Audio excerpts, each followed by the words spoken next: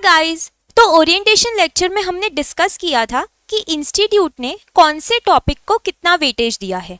उस हिसाब से हमको क्लियरली दिखा था जो ये सेक्शन नंबर सी है, डिसीजन मेकिंग टूल्स, इसका हाईएस्ट वेटेज है। तो हम लोगों ने डिसाइड कर लिया था कि we will start with this topic जिसका वेटेज ज़्यादा है, एंड ऑल्सो इसमें जो है मार्जिनल कॉस्टिंग इन्वॉल्व है जो हम ऑलरेडी पढ़ चुके हैं इन ग्रुप 1 कॉस्ट अकाउंटिंग। तो इस रिलेटेड मैंने आपको बोला था कि आप पहले ये करिए कि मार्जिनल कॉस्टिंग के लेक्चर्स देख लीजिए जो आपको मैं आपके कोर्स में प्रोवाइड कर दूंगी ऑफ ग्रुप 1। तो आप ये लेक्चर्स कैसे देख सकते हैं? आप जैसे ही हमारा कोर्स परचेज करोगे उसमें आपको एक फोल्डर दिख जाएगा कॉस्ट अकाउंटिंग रिवीजन लेक्चर्स, जिसमें आपको मार्जिनल कॉस्टिंग के सारे लेक्चर्स मिल जाएंगे, बजट के सारे लेक्चर्स मिल जाएंगे और स्टैंडर्ड कॉस्टिंग के लेक्चर्स मिल जाएंगे। तो आप फोकस करिए कि अभी आप जो है मार्जिनल कॉस्टिंग के लेक्चर्स देखिए, फिर आप ये लेक्चर पे प्रोसीड करिए। वाइल अगर आप कॉन्फिडेंट हो कि नहीं मैम हमको तो मार्जिनल कॉस्टिंग अच्छे से आता है, तो वेल एंड गुड, आप डायरेक्टली ये लेक्चर देख सकते हैं, क्योंकि मैं अभी जो है एक रिवीजन से ही स्टार्ट करने वाली हूँ। तो एनीवे अगर आपको डाउट लगता है कि बीच में आपको कंफ्यूजन हो रहा है कि मैम ये तो याद नहीं आ रहा, तब जाके आप वो लेक्चर देखिए। आपके ऊपर है कि आपको लेक्चर देखना है या नहीं देखना है, बट आई वुड से कि आप एक बार रफली ऊपर से लेक्चर्स देख लीजिए। फिर इस टॉपिक पे आगे बढ़ने से पहले मैं अज्यूम कर रही हूँ कि आप लोगों ने सारी चीज़ें जो है अरेंज करके रखी है, बीट रजिस्टर है, पेन लेकर बैठे हो, कैलकुलेटर है, पानी की बोतल है, सारी चीज़ें पास में रख लो ताकि हमारा फ्लो ना टूटे पढ़ते टाइम। ठीक है, तो स्टार्ट करते हैं हम लोग मार्जिनल कॉस्टिंग।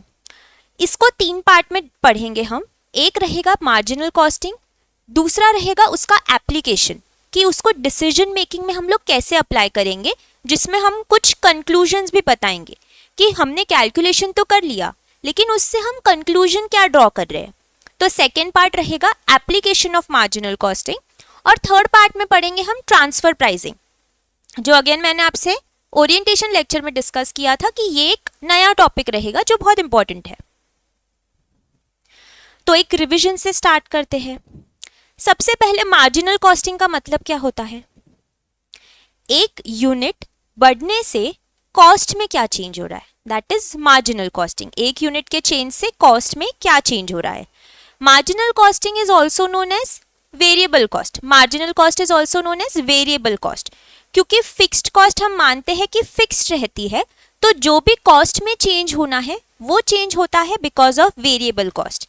इसका ये चैप्टर का ये एक अजम्पशन था कि हम लोग मानते हैं फिक्स्ड कॉस्ट इसमें फिक्स्ड रहती है, यूनिट्स बढ़े या कम हुए तब भी फिक्स्ड कॉस्ट उतनी ही रहेगी। ओके, तो फर्स्ट जो इसमें देखते हैं वो होता है हम लोग प्रॉफिटेबिलिटी स्टेटमेंट। ये स्टार्ट होता है किससे? It starts with sales.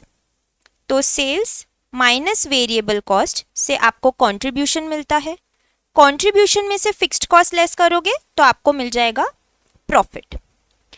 अभी इसी स्टेटमेंट के थ्रू हम लोग कुछ जो है फॉर्मूले निकाल लेते हैं।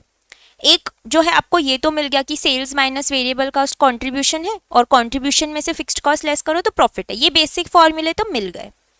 आगे हम क्या करेंगे? देखो, आपको ये पता है cost plus profit is equal to sales, right? Cost मतलब क्या रहता है? वेरिएबल कॉस्ट और फिक्स्ड कॉस्ट दोनों की टोटल। तो इसी को मैं अगर लिख दूं, कॉस्ट को मैं variable cost plus fixed cost plus profit इस तरीके से लिख दूं, तो ये हो जाएगा सेल्स। ठीक है, फिर मैं इसको कैसे लिख सकती हूँ? Fixed cost plus profit is equal to sales minus variable cost. तो मैंने क्या किया? वेरिएबल कॉस्ट को LHS से मैं RHS में ले गई, तो हमारा ये भी एक फॉर्मूला बन गया। देखा जाए तो सेल्स माइनस वेरिएबल कॉस्ट क्या है? कंट्रीब्यूशन है, राइट? ये देख लो, sales minus variable cost is contribution.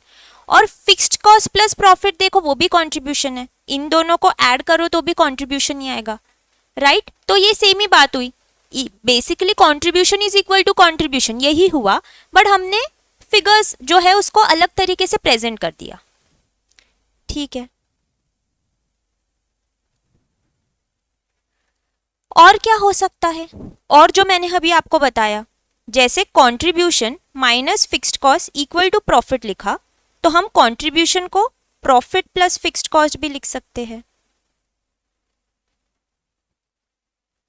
इस तरीके से बस हम LHS RHS में इधर उधर चेंजेस करके ही हम बस यही स्टेटमेंट यूज करके अलग अलग फॉर्मूला बनाते हैं।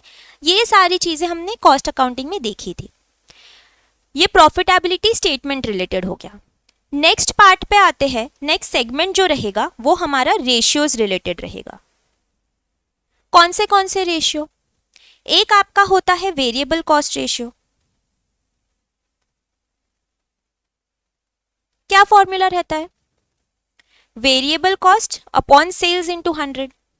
तो variable cost upon sales into 100। Next आता है आपका कंट्रीब्यूशन मार्जिन रेशियो, या कॉमन टर्म्स में जिसको हम बोलते हैं पीवी रेशियो। इसका फॉर्मूला क्या है? Contribution upon sales into 100।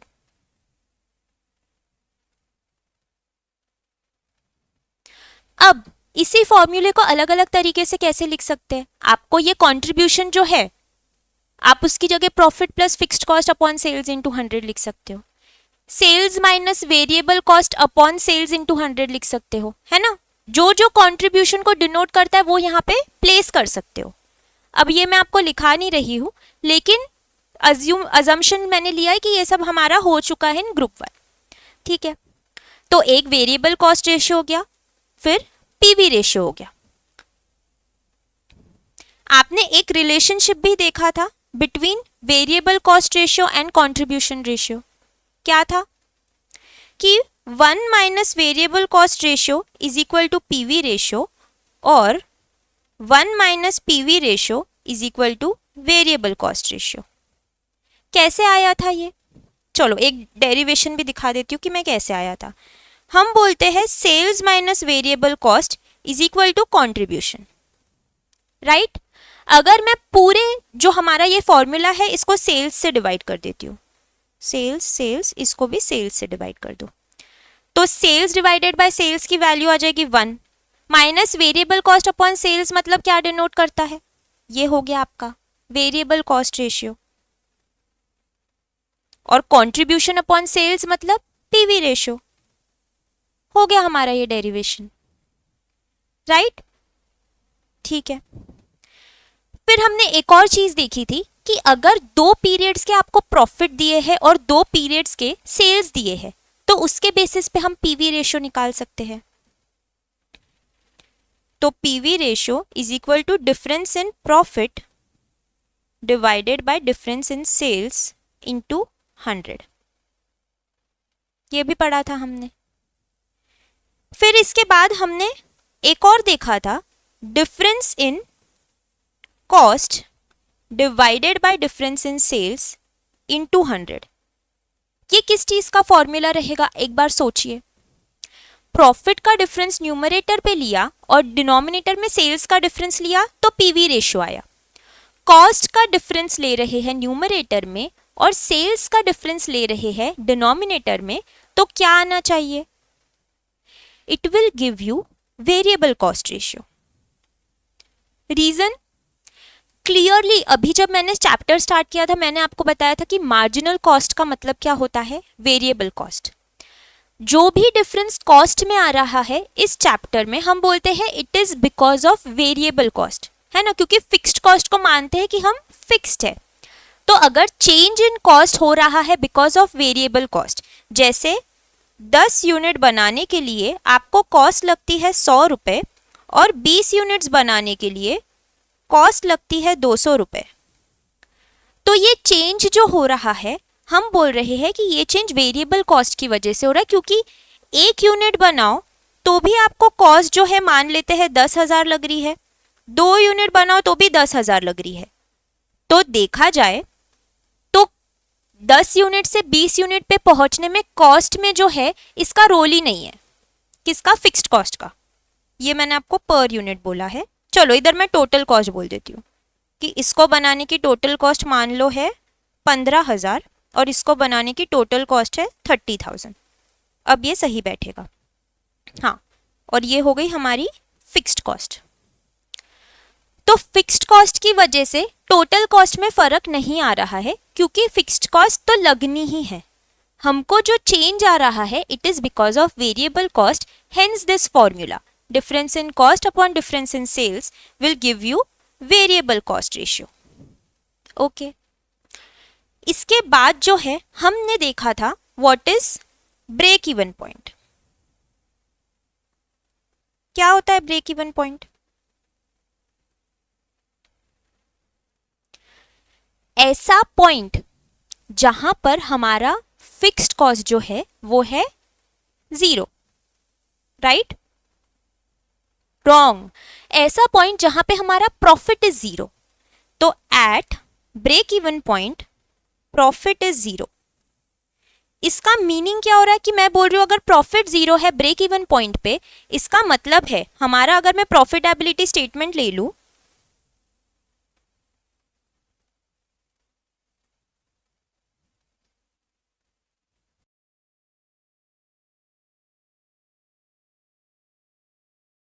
Okay, तो हमने क्या बोला था कि फिक्स्ड कॉस्ट पे जो है वो प्रॉफिट रहता है आपका जीरो। तो प्रॉफिट जीरो है, इसका मतलब क्या है कि जो कंट्रीब्यूशन है और जो फिक्स्ड कॉस्ट है दोनों एक दूसरे के इक्वल रहेगी, राइट? मतलब कंट्रीब्यूशन 100 और फिक्स्ड कॉस्ट 100 है, तो 100 माइनस 100 करेंगे तो ही जीरो आएगा। तो एक और कंक्लूजन क्या मिल गई हमें कि at break even point contribution is equal to fixed cost. तो हमारे पास जो है दो फॉर्मूले आते हैं ब्रेक इवन पॉइंट के, एक आएगा इन रुपीस और एक आएगा इन यूनिट्स। तो अगर रुपीस में कैलकुलेट करना है तो देखो ब्रेक इवन पॉइंट क्या होता है। ऐसा पॉइंट मैंने आपको बताया बिजनेस में जहां पे हमारा profit is equal to zero. हम कोई भी धंधा शुरू करते हैं तो हमारा लॉन्ग टर्म ऑब्जेक्टिव हमेशा रहेगा कि प्रॉफिट अर्न करना है, लेकिन इमीडिएटली वो अटेनेबल नहीं है। तो हमको पहले जो इनिशियल टारगेट रहता है वो यही रहता है कि यार मेरी ना पहले वेरिएबल कॉस्ट निकल जाए, फिर उसके बाद का टारगेट आता है धीरे धीरे कि मेरी फिक्स्ड कॉस्ट निकल जाए। तो वेरिएबल कॉस्ट रिकवर होने से हमको मिलता है कंट्रीब्यूशन, और फिर हम चाहेंगे धीरे धीरे कि हमारा फिक्स्ड कॉस्ट भी रिकवर हो जाए, और जब फिक्स्ड कॉस्ट भी रिकवर होने लगेगा तब हमको प्रॉफिट अर्न करने मिलेगा। लेकिन जो वो फिक्स्ड कॉस्ट रिकवर करने वाला पीरियड जो है हो जाए रिकवर, वो ब्रेक इवन पॉइंट है।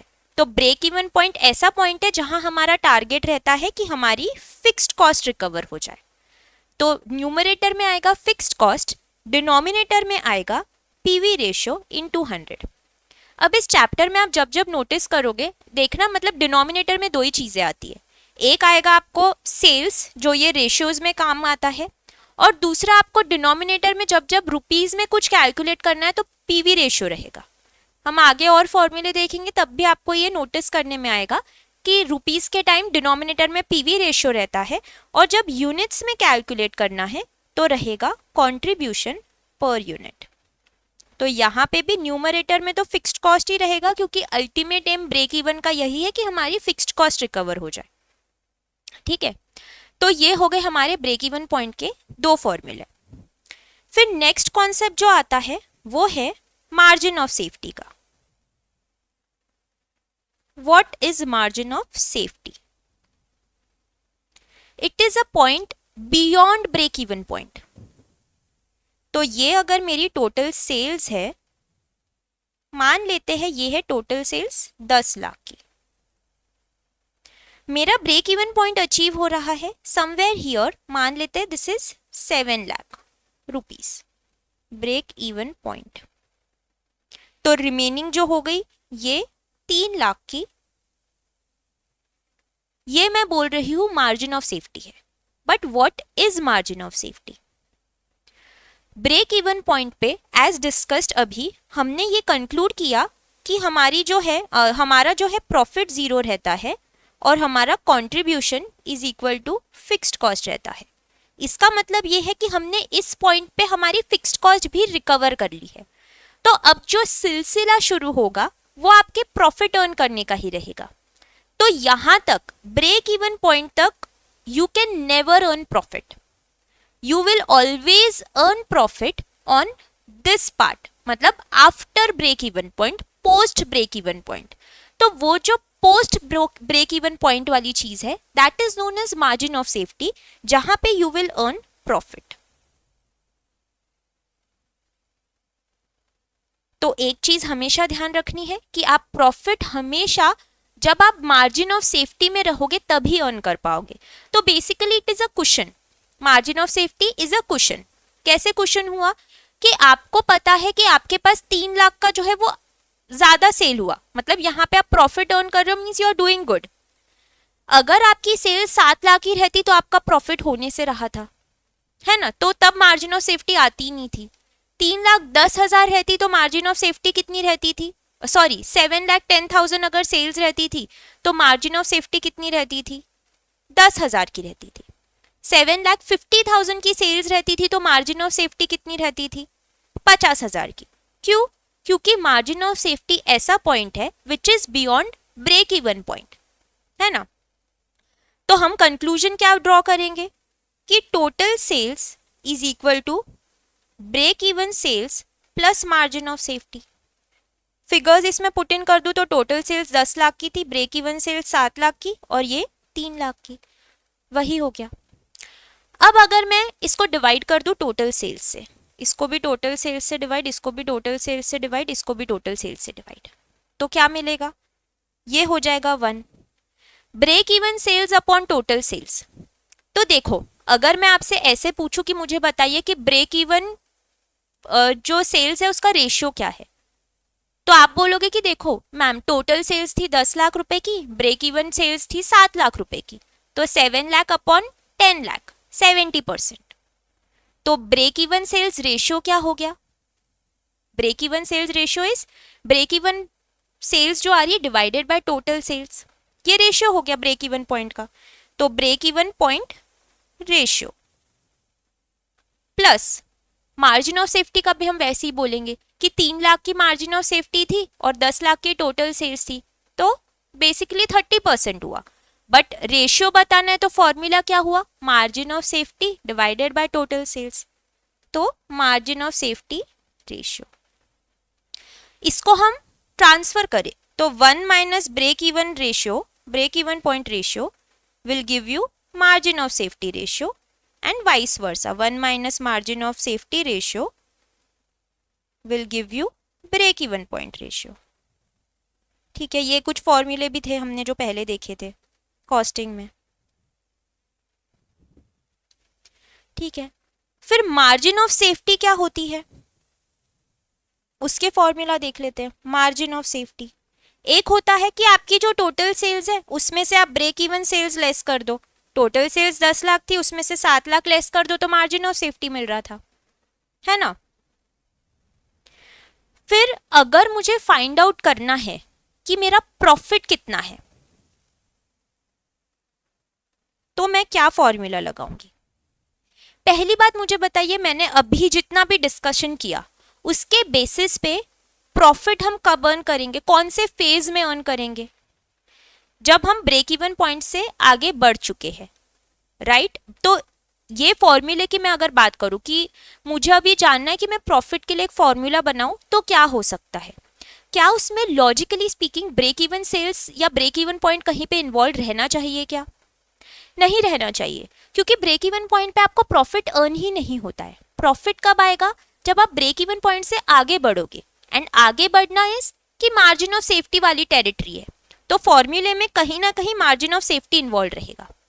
ठीक है, इनटू हम कुछ तो भी लेंगे, क्या लेंगे वो हम एक एग्जाम्पल के थ्रू देखते हैं। चलिए,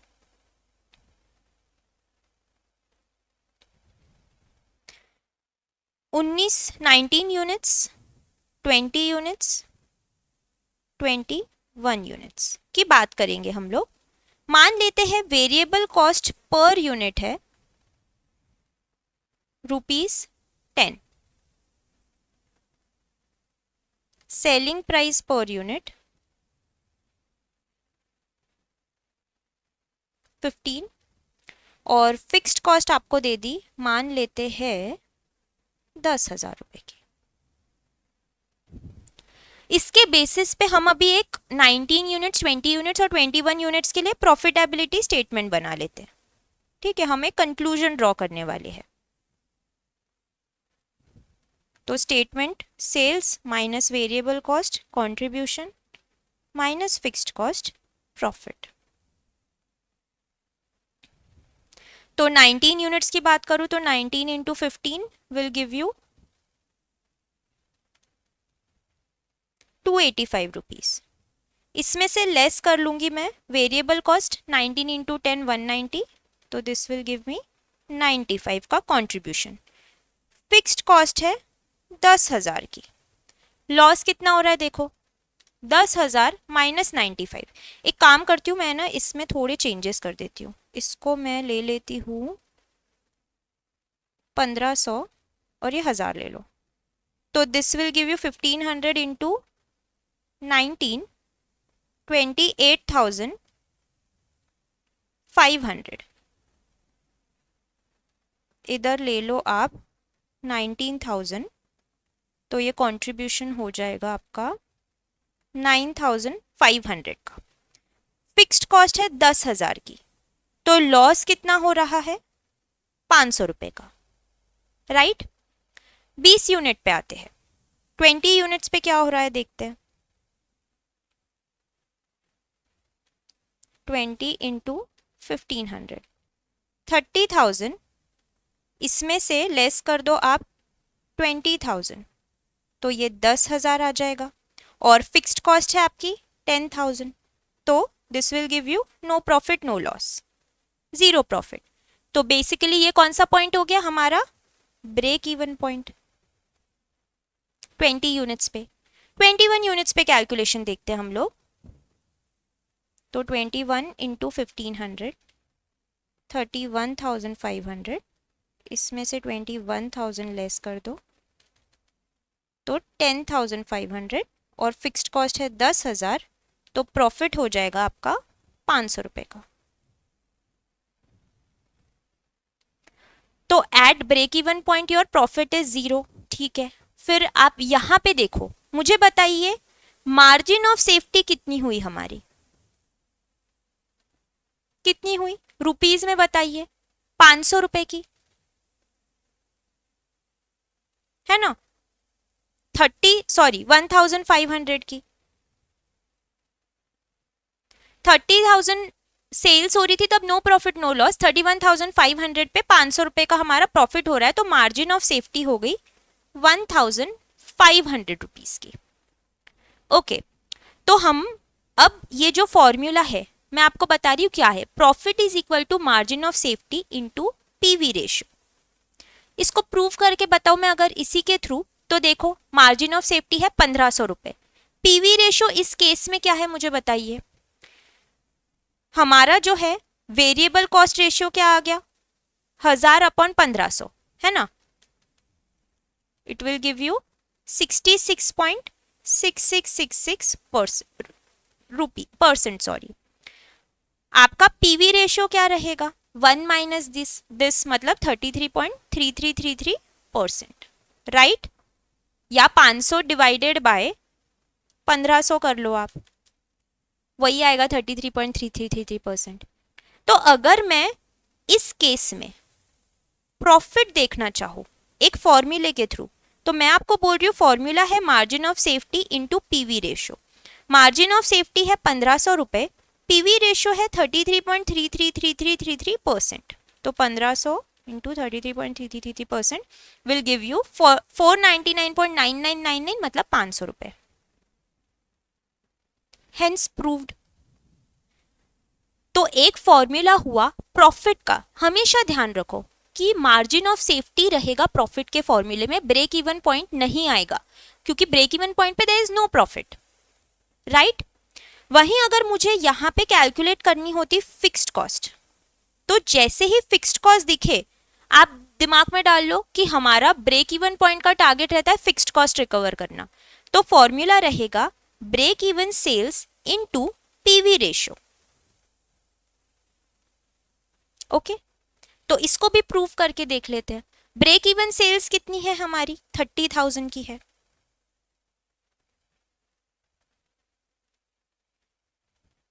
तो ब्रेक इवन सेल्स है 30,000 की, और पीवी रेशियो हमने अभी कैलकुलेट किया था 33.3333%।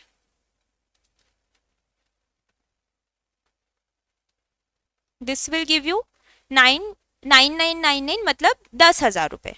तो हमारी फिक्स्ड कॉस्ट हो गई 10,000 रुपीज की। Hence proved. तो यहां से फिगर लो या ये फॉर्मूले में डालो, एक ही बात है। ओके, इसको हम अलग तरीके से और क्या लिख सकते हैं, आप जिसको इसको आप ऐसे लिख दो कि PV ratio is equal to profit divided by margin of safety, और इसको लिख लो fixed cost divided by break even sales will give you PV ratio. एक ही बात है, मतलब इधर उधर आप ट्विस्ट करके सारी चीजें इसको लिख सकते हो, या इधर ऐसे लिख दो PV ratio is equal to fixed cost divided by break even sales. तो आपको पीवी रेशियो के और दो फॉर्मूले मिल गए, है ना। मैंने विद डेरिवेशन अभी आपको बता दिए, दो आपने कॉस्ट अकाउंटिंग में भी ये सब देखे होंगे, बट अभी मैं फिर से आपको एक ब्रशअप करा दे रही हूँ ये सारी चीजें।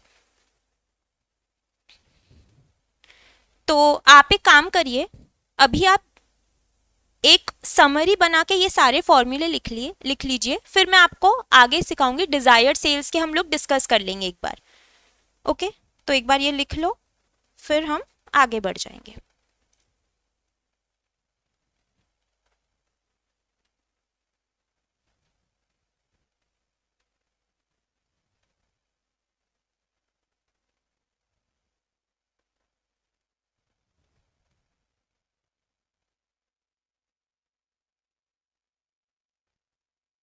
तो आपको करना ये है कि मैं अभी आपको फुल स्क्रीन दे रही हूँ, आप लोग जो है स्क्रीन जो है पॉज कर करके आप ये सब लिख सकते हो आराम से।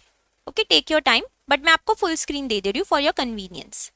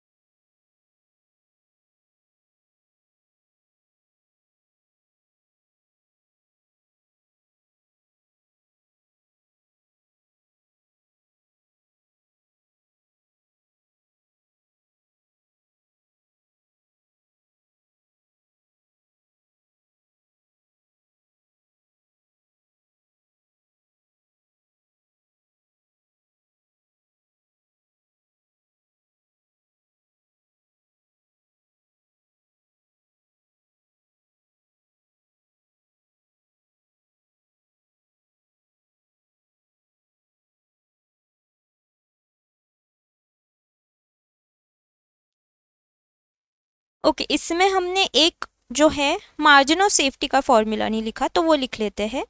मार्जिन ऑफ सेफ्टी रुपीज में और मार्जिन ऑफ सेफ्टी यूनिट्स में। ब्रेक इवन पॉइंट जब था, हमारा टारगेट रहता था फिक्स्ड कॉस्ट को रिकवर करना है, और मार्जिन ऑफ सेफ्टी में क्या स्पेशल होता है कि आप प्रॉफिट अर्न कर रहे हो। तो न्यूमरेटर में यहाँ प्रॉफिट रहेगा, डिनोमिनेटर में क्या रहेगा, जैसे ही रुपीज दिख रहा है पीवी रेशियो से डिवाइड कर दो, डन। और यूनिट्स में कैलकुलेट करना है, तो न्यूमरेटर में profit divided by contribution per unit. Okay, फिर नेक्स्ट जो कॉन्सेप्ट आता है वो होता है डिजायर्ड सेल्स का।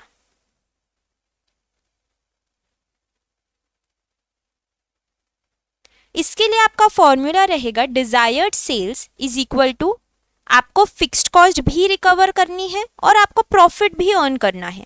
आप ये चाहत रखते हो कि इतनी सेल्स हो कि प्रॉफिट भी रिकवर हो जाए, फिक्स्ड कॉस्ट भी हो जाए, तो वही होना चाहिए न्यूमरेटर में। अगर मैं ये रुपीज में कैलकुलेट करना चाह रही हूँ तो डिवाइड करूंगी मैं पीवी रेशियो से, और डिजायर्ड सेल्स अगर मैं यूनिट्स में फिगर फाइंड आउट करना चाहती हूँ तो मैं डिवाइड कर दूं बस कंट्रीब्यूशन पर यूनिट से। न्यूमरेटर में यही रहेगा, fixed cost plus profit divided by contribution per unit,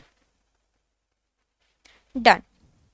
तो हमने जो है सारी चीजें ब्रश अप कर ली है जो हमने कॉस्ट अकाउंटिंग में पढ़ा था, विथ लॉजिक भी देख लिया, हर चीज हमने जल्दी से समराइज कर दी। अब जो है हम लोग क्वेश्चंस की तरफ डायरेक्टली बढ़ते हैं without wasting any further time.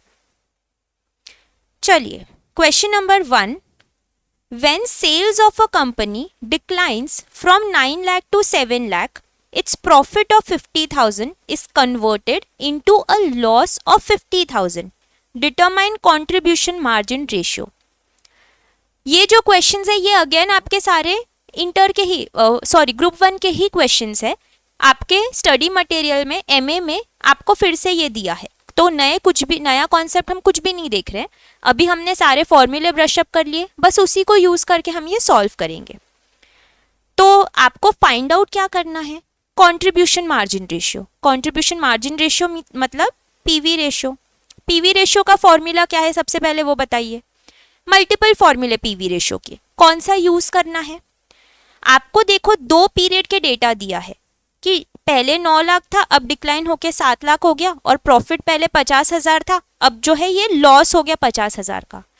तो 2 पीरियड का डेटा दिया है, तो हम लोग ने जो फॉर्मूला देखा था 2 पीरियड का हम वही यूज करेंगे, which is difference in profit divided by difference in sales. यही वाला फॉर्मूला यूज करेंगे। तो आ जाइए क्वेश्चन नंबर 1 पे।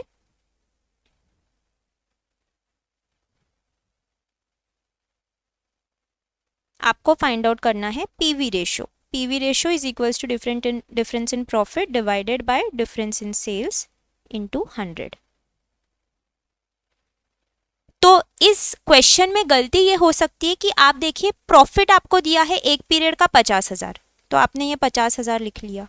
डिफरेंस इन प्रॉफिट मतलब सब्ट्रैक्शन, और converted into a loss of 50,000, तो माइनस करेंगे लॉस ऑफ 50,000। यहाँ पे गलती हो सकती है, बहुत इजी क्वेश्चन है, बट गलती कैसे होगी कि आप 50,000 माइनस 50,000 लिख के 0 लिख दोगे, बट डिफरेंस चाहिए तो 50,000 माइनस और नेगेटिव में 50,000 है क्योंकि डिनोट्स लॉस, और difference in cells which is 9 lakh minus 7 lakh.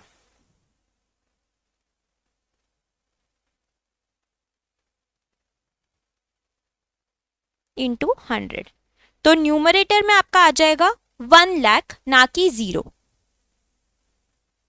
क्योंकि माइनस माइनस प्लस हो जाएगा, और divided by 2 lakh into 100, this will give you 50%।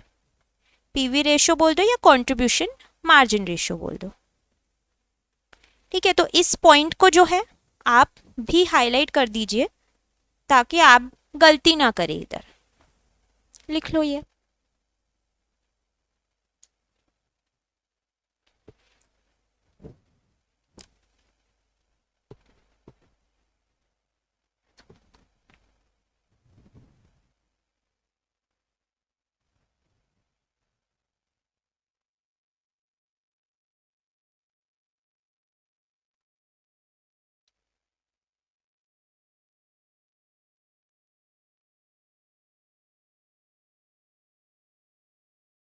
देखते हैं हम लोग क्वेश्चन नंबर 2। स्टडी मटेरियल का ही क्वेश्चन है, illustration 16। On investigation it was found that variable cost in XYZ limited is 80% of selling price. तो 80% ऑफ सेलिंग प्राइस अगर आपको variable cost दी है, मतलब ये आपको दे दिया कि it is variable cost ratio. तो अगर वेरिएबल कॉस्ट रेशियो 80% है तो आप पीवी रेशियो कैलकुलेट कर सकते हो, इट विल बी 20%, है ना। 100 माइनस मतलब 1 minus variable cost ratio is PV ratio, ठीक है। If the fixed expenses are 10,000 rupees, calculate the break even sales of the company. और फिर आपको सेकेंड पार्ट दे दिया, बट हम अभी फर्स्ट पार्ट पे फोकस करते हैं। तो आपको बोला है कि फिक्स्ड एक्सपेंसेस 10,000 है और कैलकुलेट करिए break even sales of the company. तो हम सबसे पहले जो जो इन्फॉर्मेशन दी है वो लिख लेते हैं। हमारे पास इन्फॉर्मेशन है कि फिक्स्ड कॉस्ट जो है वो है 10,000।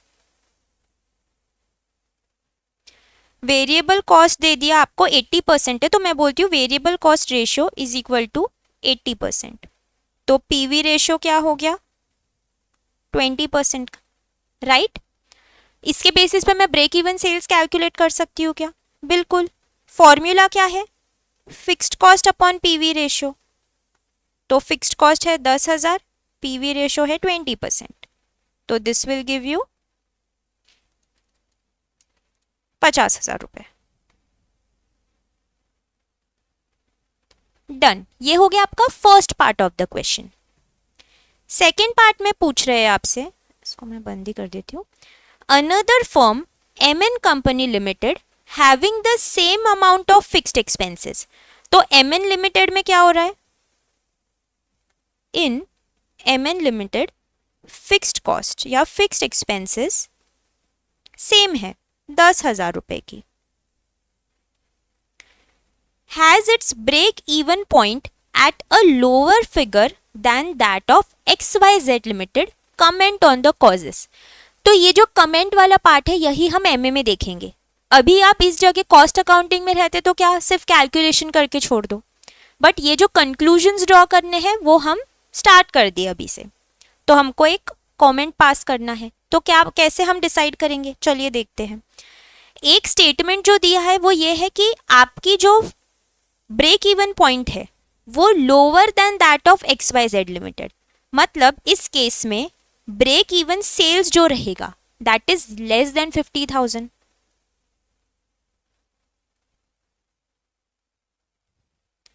ओके, हमको कमेंट करना है। अब मैं काम करती हूँ, मैं कुछ सिचुएशंस देख लेती हूँ, आप लोग लिखो मत, अभी ध्यान दे दो कि हमको कैसे कंक्लूजन्स ड्रॉ करना है।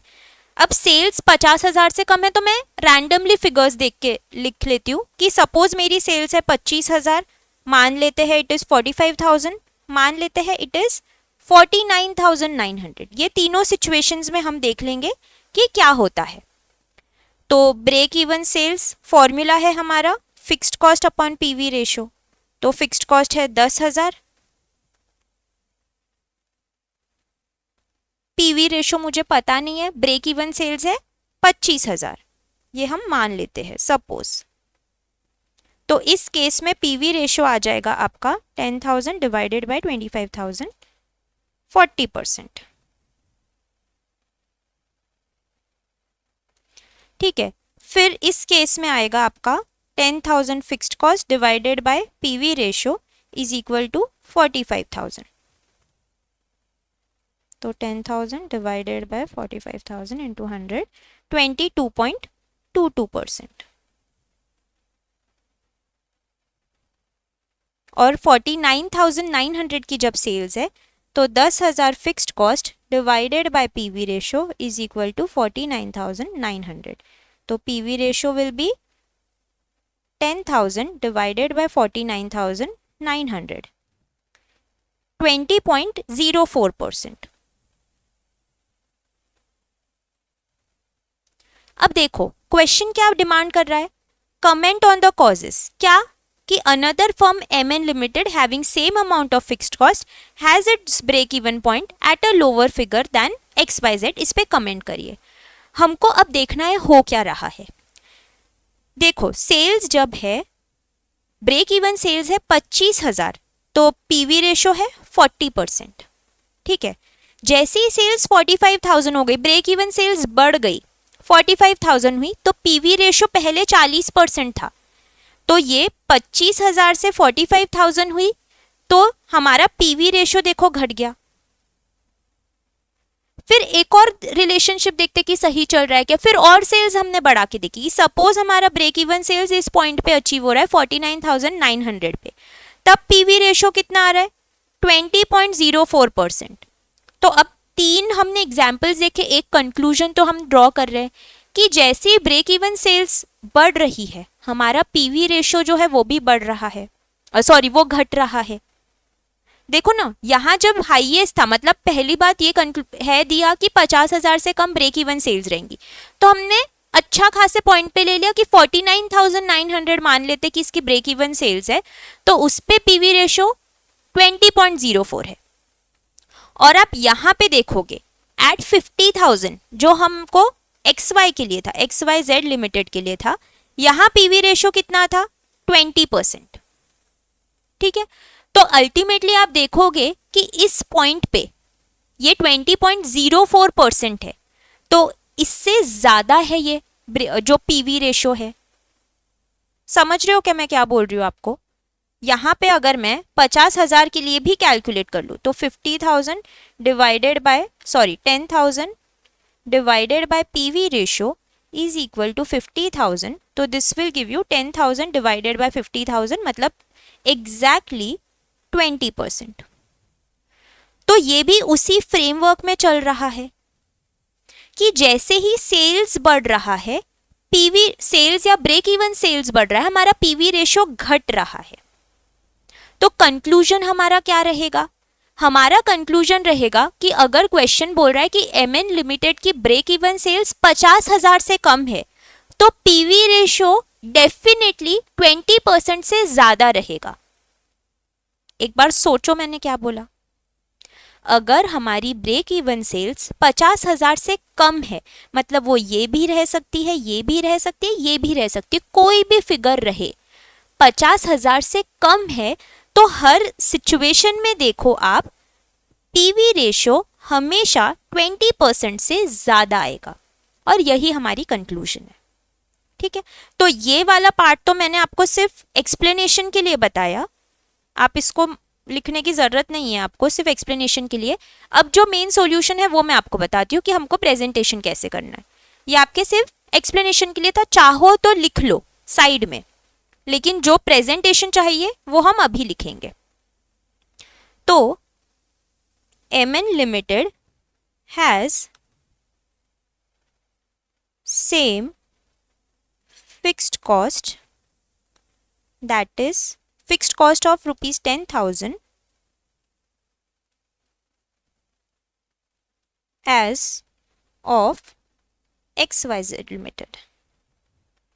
ठीक है, और फिर हमको दिया है break even sales of MN limited is less than 50,000 rupees, which is break even sales of XYZ Limited. Hence, we can conclude that PV ratio of MN Limited will be greater than या more than 20%. इसको prove करने के लिए हम example दे देंगे। Example, suppose break even sales of MN limited मान लेते हैं 40,000 है, is 40,000 rupees. Hence break even sales is equal to fixed cost upon PV ratio. तो ये 40,000 is equal to 10,000 divided by PV ratio. Therefore, PV ratio is equal to 10,000 divided by 40,000, 25%. तो hence proved कि कोई भी रहे 50,000 से नीचे जैसे ही सेल्स ब्रेक इवन सेल्स रहेगी तो हमारा पीवी रेशियो 20% जो इस लेवल पे है उससे ज़्यादा ही रहना है। ये हमारा कंक्लूजन है। एक बार अच्छे से देख लो, कंक्लूजन लिख लो। हमको इस टाइप के ही क्वेश्चंस जो है एमए में पूछे जाते हैं। ये तो थोड़ा बेसिक हो गया और एडवांस रहेंगे, बट कंक्लूजन ही हमको ड्रॉ करना है। ओके, अच्छा क्वेश्चन है, गो थ्रू कर लीजिए।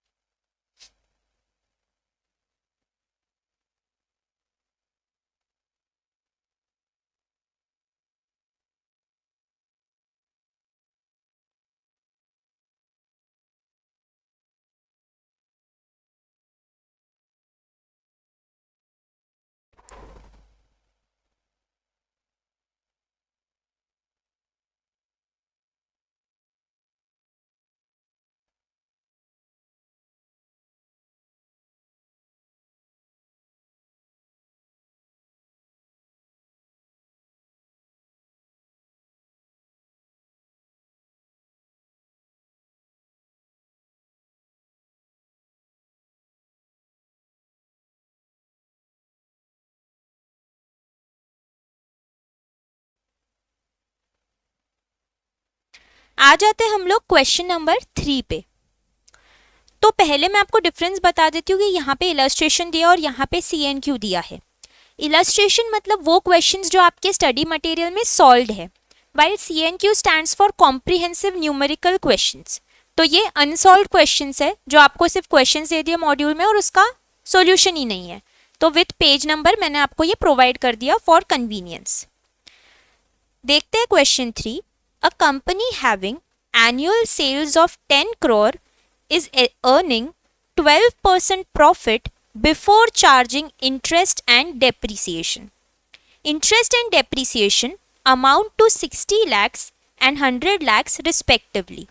If the contribution sales ratio of company is 0.4, calculate its break-even sales. पहली स्टेप क्वेश्चन में जो भी पूछा जाए, जैसे आपको पूछ रहे कि ब्रेक इवन सेल्स बताइए, तो आप उसका फॉर्मूला अगर आपको पता है तो लिख दो। ब्रेक इवन सेल्स क्या होता है? Fixed cost upon PV ratio.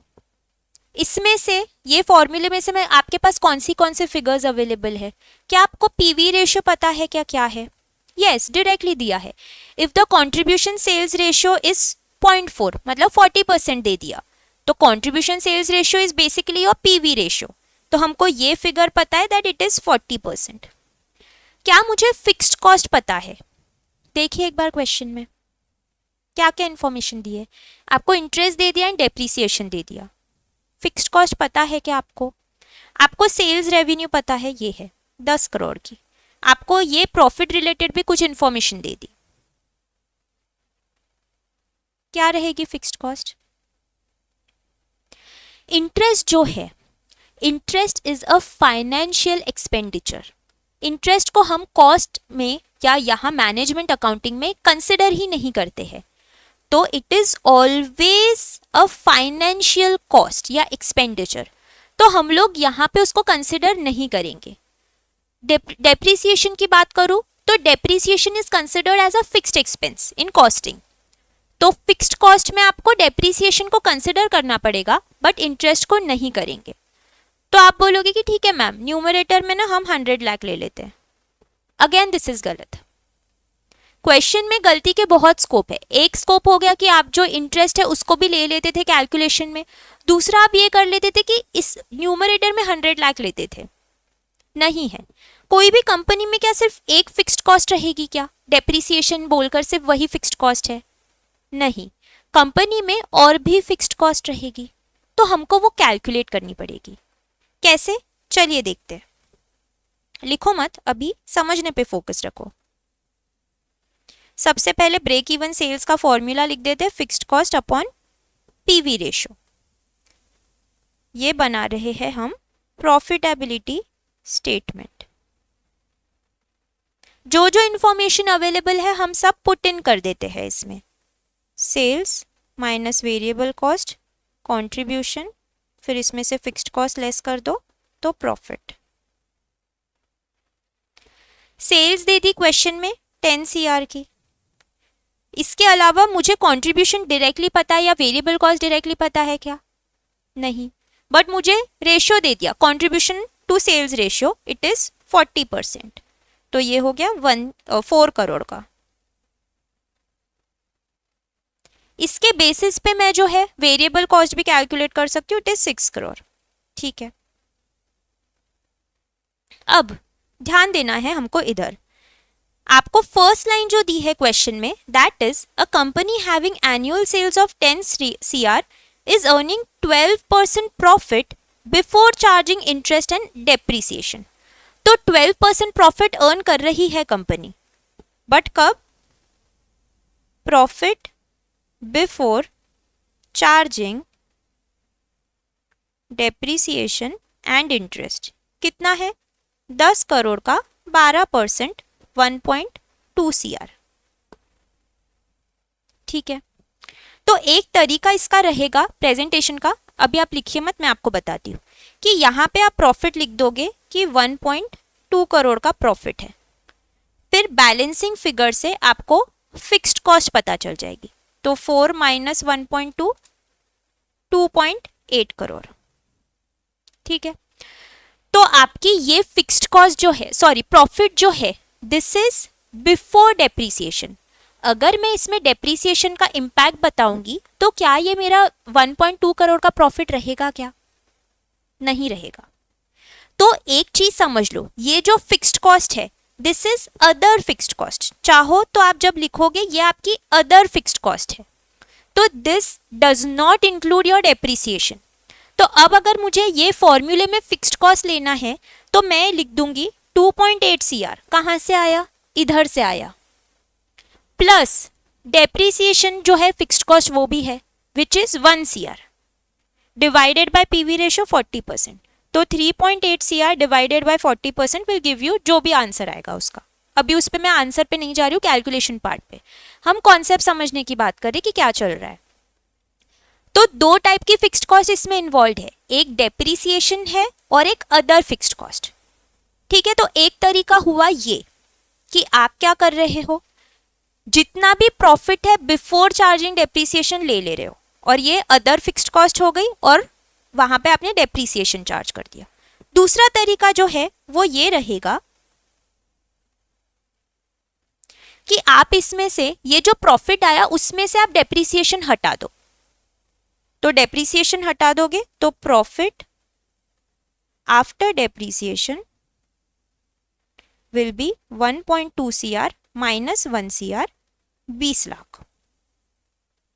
तो अब ये जो प्रॉफिट है ये फिगर ऑलरेडी एडजस्टेड है फॉर डेप्रीसिएशन, इसमें से आपने डेप्रीसिएशन का इंपैक्ट ऑलरेडी हटा दिया।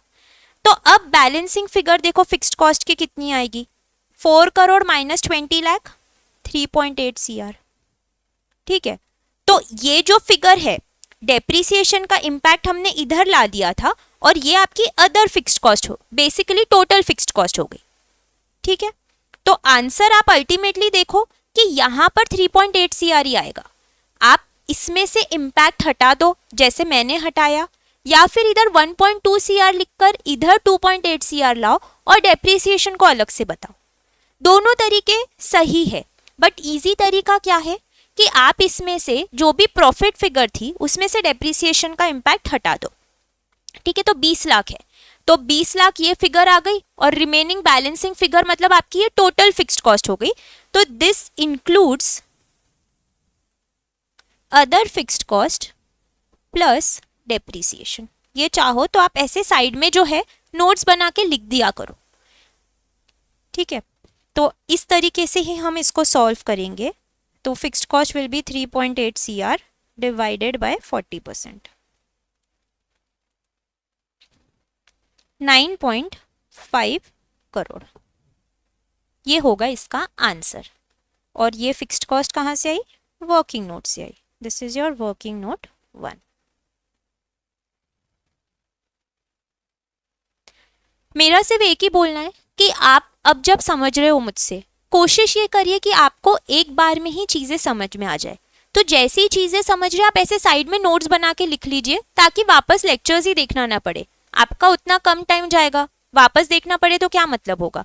इमीडिएटली आप साइड में लिखते जाइए जो जो आपके हिसाब से आपको लग रहा है अच्छा पॉइंट है। इसमें एक अच्छा पॉइंट क्या था जो मैं आपको नोट लिखा देती हूँ नीचे, क्या नोट है, इंटरेस्ट रिलेटेड रहेगी। Interest is a financial expense, या फाइनेंस कॉस्ट लिख देती हूँ, and not considered in costing.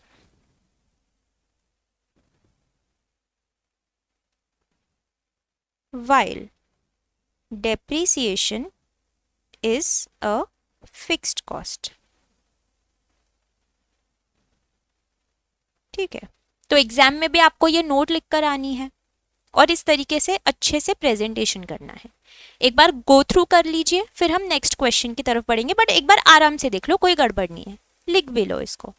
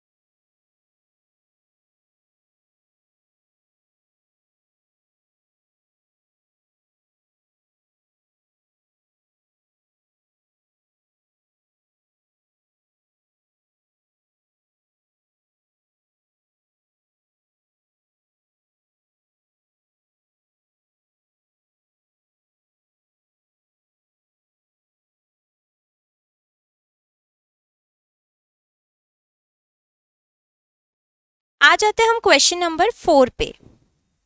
In a purely competitive market 10,000 units of a product can be manufactured and sold and certain profit is generated।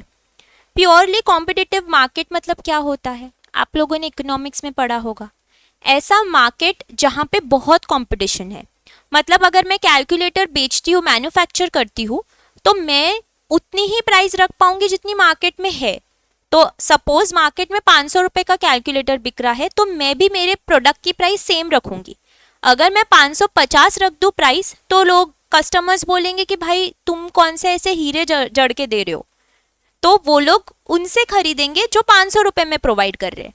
तो pure competition के time पे आपको prices बढ़ाने का स्कोप नहीं रहता है। तो ऐसे मार्केट सिचुएशन में बोल रहे हैं कि 10,000 यूनिट्स बनाते हैं और बेचते हैं, उससे कुछ प्रॉफिट अर्न होता है। It is estimated that 2,000 units of that product need to be manufactured and sold in monopoly market to earn the same profit। तो एक मार्केट हो गया कि इस प्रोडक्ट को हम परफेक्ट कंपटीशन में बेच रहे हैं, तो हमको 10,000 यूनिट्स बेचने पड़ते हैं कुछ प्रॉफिट जनरेट करने। वाइल अगर सेम प्रोडक्ट को हम मोनोपोली मार्केट में बेचते हैं, मोनोपोली मार्केट मतलब जहां हमारा कोई कंपटीशन नहीं है, हम खुद ही राजा है, तो उस मार्केट में हमको सिर्फ 2,000 यूनिट्स बेच दे तो same amount of profit generate होगा। Profit under both the market condition is targeted at 2 lakh. दोनों सिचुएशंस में, मतलब 10,000 यूनिट्स बेचोगे तो भी 2 लाख का टारगेट है, 2,000 बेचोगे तो भी 2 लाख का टारगेट है। Variable cost per unit is 100 and total fixed cost is 37,000। You are required to determine the selling prices under both monopoly and competitive conditions। हमको फाइंड आउट क्या करना है, सेलिंग प्राइसेस दोनों के केस में। तो जब ऐसे टाइप का क्वेश्चन आता है और मान लेते हैं कि आपने कभी हमने ये सॉल्व नहीं किया, तो कैसे अप्रोच करेंगे एग्जाम में, वो सोच के हम आगे बढ़ते हैं, लॉजिकली चलेंगे। हमारे पास क्या क्या इंफॉर्मेशन है, हम उसको नोट डाउन करते हैं। एक है परफेक्ट कंपटीशन का और एक है मोनोपोली मार्केट का। तो पहले बात करते हैं हम परफेक्टली कॉम्पिटिटिव मार्केट की।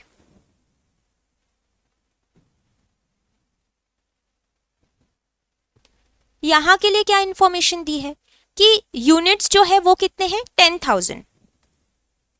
तो सेल्स यूनिट्स है हमारे 10,000। क्या मुझे सेलिंग प्राइस पता है क्या? नहीं। तो मैं बोलती हूँ कि चलो let the selling price be x. इधर मैं अभी जगह छोड़ दे रही हूँ। फिर मुझे पता है variable cost. What is the variable cost? 10,000 units into 100। तो 10,000 units into ₹100 per unit, 10 lakh. Fixed cost मुझे पता है क्या? Yes, it is 37,000 rupees. Profit की फिगर भी मुझे पता है, 2 लाख। तो हमारा प्रॉफिटेबिलिटी स्टेटमेंट इमेजिन करो, है ना। Sales minus variable cost contribution minus fixed cost profit. तो बेसिकली आप सेल्स में से वेरिएबल कॉस्ट लेस करके फिक्स्ड कॉस्ट लेस कर रहे हो तो प्रॉफिट फिगर पे पहुंच रहे हो। तो इस तरीके का स्टेटमेंट ना बनाते हुए हम लोग एक इसके लिए इक्वेशन बना लेंगे, क्योंकि मुझे अभी पता नहीं है कि सेलिंग प्राइस क्या है। तो मैं यहां बोल दूंगी कि let the selling price be x. जैसे ही मैं सेलिंग प्राइस एक्स बोलती हूँ मेरी टोटल सेल्स की वैल्यू क्या हो जाएगी, 10,000 यूनिट्स इंटू एक्स। इसमें से लेस कर दूंगी मैं वेरिएबल कॉस्ट 10 लाख। इसमें से लेस कर दूं अगर मैं फिक्स्ड कॉस्ट 37,000, तो मेरी 2 लाख का प्रॉफिट आना चाहिए। यही मेरा इक्वेशन बन जाएगा। डन, इसको हम सॉल्व करेंगे। तो 10,000 x is equal to 2 lakh में ये सब चीज़ें ऐड कर दो। तो 2 lakh plus 10 lakh 37,000, 12 lakh 37,000। Therefore, x equal to 12,37,000 upon 10,000 rupees 123.7। ये हो गया फर्स्ट पार्ट का आंसर। हमको यही कैलकुलेट करना था कि सेलिंग प्राइस क्या रहेगी वो बताइए आप। मोनोपोली के केस में भी हम सिमिलर तरीके से करेंगे। सेलिंग प्राइस पता नहीं है तो उसको हम y मान लेते हैं। तो in case of monopoly market, let the selling price be y। मेरे पास बाकी इंफॉर्मेशन है। यहाँ पे सेल्स जो हो रही है, यूनिट्स कितनी हो रही है, 2,000। ठीक है। वेरिएबल कॉस्ट क्या रहेगी, 2,000 यूनिट्स और एक यूनिट के पीछे 100 रुपए। तो this will give you 2 lakh rupees. Fixed cost जो है इस केस में सेम है एज अबाउट 37,000 और प्रॉफिट भी सेम है, कितना, 2 लाख का। तो अब इसके लिए इक्वेशन क्या बन जाएगी, sales minus variable cost minus fixed cost will give you profit. तो सेल्स हो जाएगी हमारी 2,000 यूनिट्स इंटू वाई। ये सेल्स रेवेन्यू हो गई। इसमें से लेस कर दो 2 लाख, इसमें से लेस कर दो 37,000, this will give you 2 lakh. Therefore 2,000 y is equal to 2 lakh plus 2 lakh 37,000. Therefore y is equal to 4 lakh 37,000 divided by 2,000, 218.5 rupees. Done, यही हो गया आंसर। तो एक कंक्लूजन लिख लेंगे, therefore selling price in case of perfect competition will be rupees 123.7 and in case of monopoly will be rupees 218.5। एक बार देख लीजिए और लिख लीजिए, फिर हम आगे बढ़ेंगे।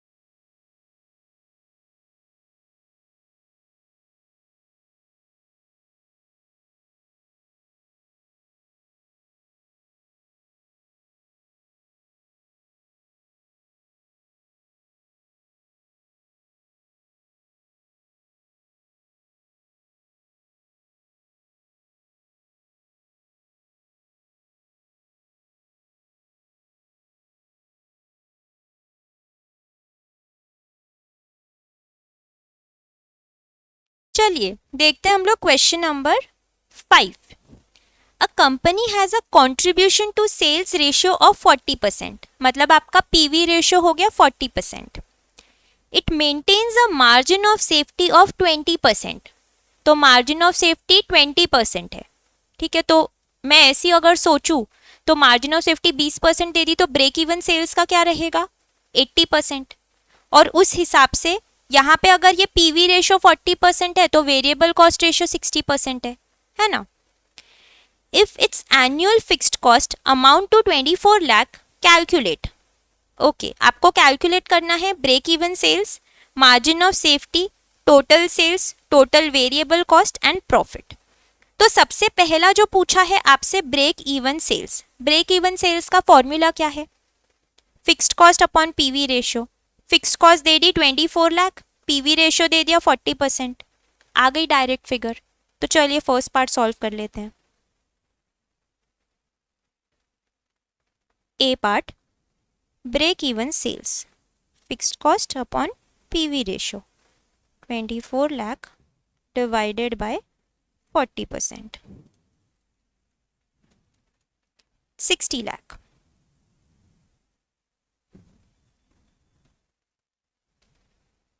ठीक है, नेक्स्ट पार्ट में पूछा है बताइए मार्जिन ऑफ सेफ्टी कितना है, और टोटल सेल्स भी पूछा है आगे चल के। ओके, तो हमारी क्या क्या कंक्लूजन्स है। Margin of safety is equal to 20%, है ना। Therefore break even sales will be 80%। Okay, but मुझे ब्रेक इवन सेल्स ऑलरेडी पता है 60 लाख है, तो मेरे पास एक और चीज है।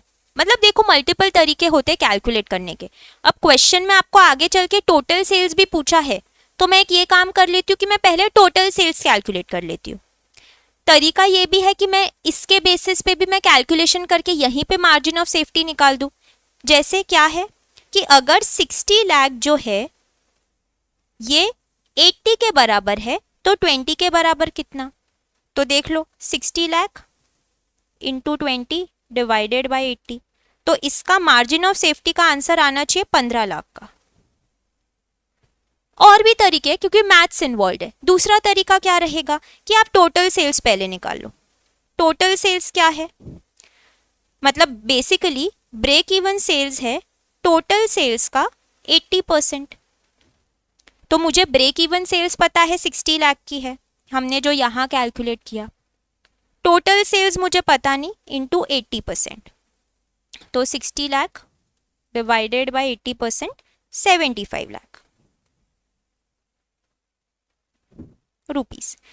अब मार्जिन ऑफ सेफ्टी कितना है, therefore margin of safety is equal to 75 lakh का 20%,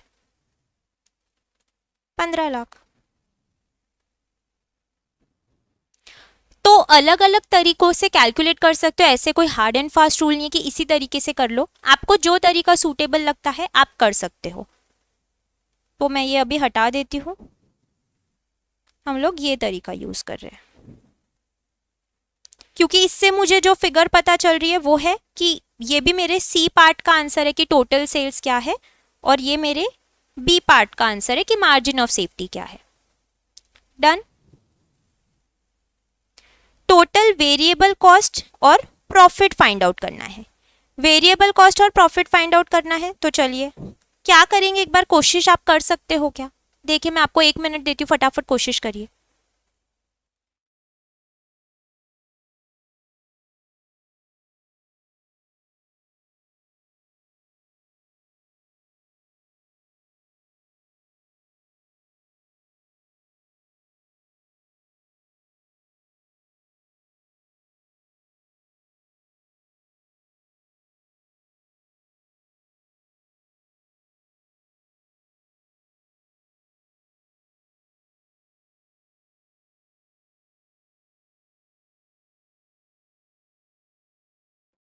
क्या लॉजिक बिल्डअप कर रहे थे। टोटल सेल्स की फिगर आपको पता चल गई। वेरिएबल कॉस्ट के लिए आपको देखो पीवी रेशियो दे दिया 40%, तो वेरिएबल कॉस्ट रेशियो 60% हो गया। तो total sales is equal to 75 lakh, PV ratio है 40%, hence variable cost ratio 60%. Therefore variable cost will be 75 lakh का 60%, 45 लाख। डन। और फिर पूछा है प्रॉफिट बताइए, तो प्रॉफिट के लिए आप कर दो sales minus variable cost minus fixed cost. तो सेल्स है 75 lakh minus 45 lakh minus fixed cost है 24 लाख शायद, यस।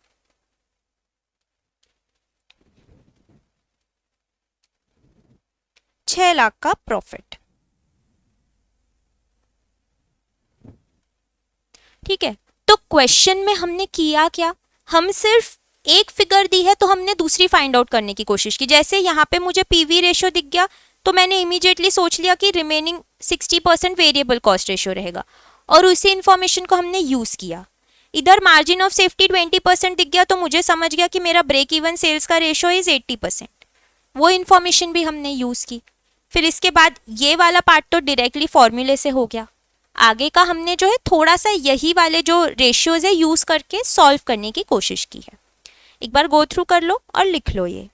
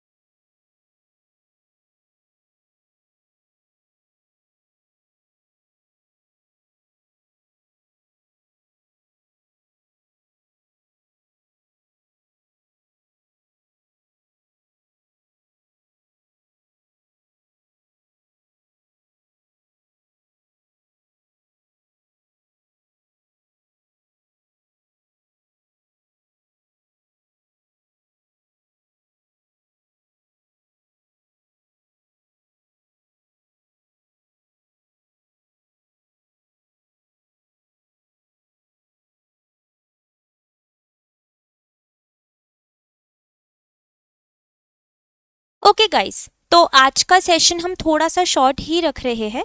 अगला सेशन जो आपका रहेगा मोस्टली 1.5 घंटे से 1.25 घंटे के सेशंस रहेंगे आपके आगे चलकर। आपको करना क्या है, एक बार जो मैंने आपको लेक्चर के स्टार्टिंग में बोला था कि अभी अगर आपको कॉन्फिडेंट फील हो रहा है रिगार्डिंग मार्जिनल कॉस्टिंग तो आप आगे के लेक्चर्स कंटिन्यू करिए, नहीं तो एक बार आपके रिविजन लेक्चर्स कॉस्ट अकाउंटिंग के गो थ्रू कर लीजिए। आपको काम ये करना है घर जाके कि आपको ये क्वेश्चन नंबर 6 और 7 ट्राई करना है एज होमवर्क। हम लोग कल डिस्कस करेंगे, लेकिन लेट्स सी आपकी कितनी अंडरस्टैंडिंग बिल्डअप हो रही है। ठीक है, वैसे ऐसे कोई नए पॉइंट्स है नहीं इसमें, ये आपके कॉस्ट अकाउंटिंग में आप ऑलरेडी ऐसे क्वेश्चन सॉल्व कर चुके हो, तो इसीलिए क्वेश्चन 6 और 7 आप ट्राई करके आ जाइए, हम लोग नेक्स्ट लेक्चर में डिस्कस करेंगे। चलिए गाइस, मिलते हैं हम लोग नेक्स्ट लेक्चर में। Bye bye, take care.